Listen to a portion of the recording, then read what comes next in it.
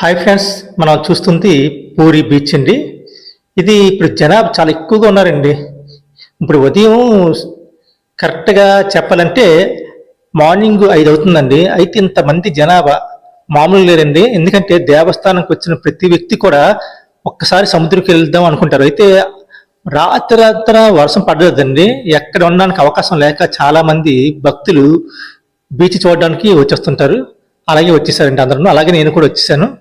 చూడండి బీచ్ ఎంత సుందరంగా ఉంది. చూడండి భక్తులతో కిటకిటలాడిపోతుందండి. మొత్తం చూసారు అంతా. స్థానాలకు వచ్చేవాళ్ళు చూసేవాళ్ళు అందరూ హ్యాపీగా గడిపేస్తున్నారండి. బీచ్ కూడా చాలా అరువుగా ఉందండి ఈతాడడానికి. చూడండి ఎంత అందంగా కనిపిస్తుంది మనకి బీచ్.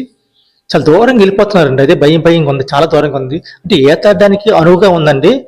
టూరిస్టులకి చాలా బాగుంటుంది. చూడడానికే కాదు, ఈతాడడానికి కూడా చాలా బాగుంది. దీని డెవలప్మెంట్ కూడా బాగా చేశారండి. ఎందుకంటే ఇక్కడ వ్యాపారాలు డెవలప్మెంట్ చేయడం కానీ, లాడ్జీలు కానీ అన్నీ బాగున్నాయండి చూడడానికి. కానీ అయితే రేట్లు ఎక్కువగా ఉన్నాయి. ఎందుకంటే టూరిస్ట్ ప్లేస్ అంటే చూసారు కదా ఎంత అందంగా. సముద్రం పక్కన నగరాలు అంటే ఇలాగే ఉంటాయి. అంత డెవలప్మెంట్గా టూరిస్ట్ ప్రొడక్షన్స్తో ఏర్పాట్లు చేస్తారు వ్యాపార రీతిగా. చూడండి ఎంత దూరంగా ఉన్నది, అయినా ముందుకు వెళ్ళిపోతున్నారు భక్తులు స్నానం చేయడానికి. అంటే ఈతాడడానికి అనువుగా ఉందని మనకు అర్థమవుతుంది బీచ్.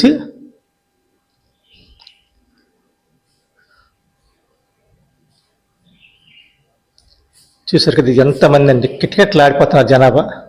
చూసిన వాళ్ళు చూస్తున్నారు, ఆడుకునే వాళ్ళు ఆడుకుంటున్నారు, ఈతాడడానికి వచ్చిన వాళ్ళు ఈతాడుతున్నారు. ఒక పండుగ పర్వదినాల్లో ఎలాగ ఉంటామో అలా బీచ్కి వస్తే అలాగే ఉంటాం. ఇక్కడ అదే జరుగుతుందండి. చూడండి ఎంతమంది చిన్నపిల్లల దగ్గర నుంచి పెద్దవాళ్ళ వరకు అందరు కూడా ఇక్కడ బీచ్కి రాగానే చిన్నపిల్లలు అయిపోతారండి. అంత ఆనందంగా ఉబలాటంగా ఉంటున్నారు చూడండి. అయితే అందరూ అనుకున్నట్లు ఇక్కడ వ్యాపారం ఎంత డెవలప్మెంట్ అయిందని చూడండి. ఇవన్నీ చూస్తాను కదా. అయితే ప్రస్తుతానికి రాత్రి అంతా వర్షం పడడం వల్ల అన్ని క్లోజ్ చేశారండి. టైం కూడా 5:30 అయింది. ఓపెన్ చేయాలన్నా టైం పడుతుంది. ఎందుకంటే అంత వాటర్తో ఉండడం వల్ల కొంచెం ఇంకా మేఘాలు కమ్ముకుని ఉన్నాయండి నగరం అంతా.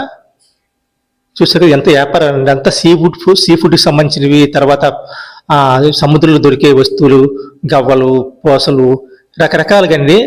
అంటే ఆడవాళ్ళకి సంబంధించిన ఎక్కువగా ఇక్కడ అమ్ముతున్నారండి బాగానా. టూరిస్ట్ ప్లేస్ల డెవలప్మెంట్ అంటే ఇదే అండి ఎక్కువగానా. ఇలా అంటే టూరిస్ట్గా ఉన్నప్పుడు ఎవరైనా సరే వచ్చి కొనుక్కుంటారు.